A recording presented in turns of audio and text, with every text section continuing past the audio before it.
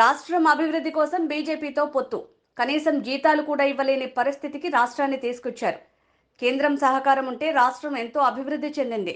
రాష్ట్ర సచివాలయాన్ని కూడా తాకట్టు పెట్టారు.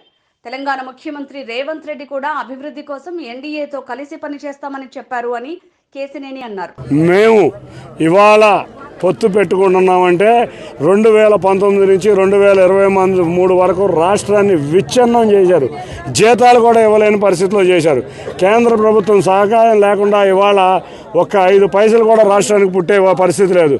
ఆఖరికి మేము సెక్రటేరియట్ కట్టిస్తే సెక్రటేరియట్ని తాకట్టు పెట్టారు. మేమేమో కట్టిస్తాం, వాళ్ళు తాకట్టు పెట్టడం. అసలు ఆఖరికి గ్రామ సచివాలయాలు తాకట్టు పెట్టారంట. ఇంకో విషయం, అసలు ఆ ప్రభుత్వ భూములన్నీ తాకట్టు పెట్టారు. అన్ని బ్యాంకుల్లోనూ తాకట్టే. మేమేమో వాటిని కడతాం, వీళ్ళేమో తాకట్టు పెడతాం. కాబట్టి ఇటువంటి అన్నిటి నుంచి రాష్ట్రం బయటపడాలంటే కేంద్ర సహకారం తప్పకుండా కావాలి. కాబట్టి విధానాల వారీగా మేము కేంద్రానికి సపోర్ట్ చేస్తాం. కేంద్రం కూడా మనమే కాదు, మన పక్క రాష్ట్రంలో రేవంత్ రెడ్డి గారు కూడా చూడండి, కాంగ్రెస్లో ఉన్నారు. వారు కూడా విధానాల వైజ్గా ఎన్డీఏకి సపోర్ట్ చేస్తున్నాం, ప్రధానిని గౌరవించుకుంటామని చెప్పారు.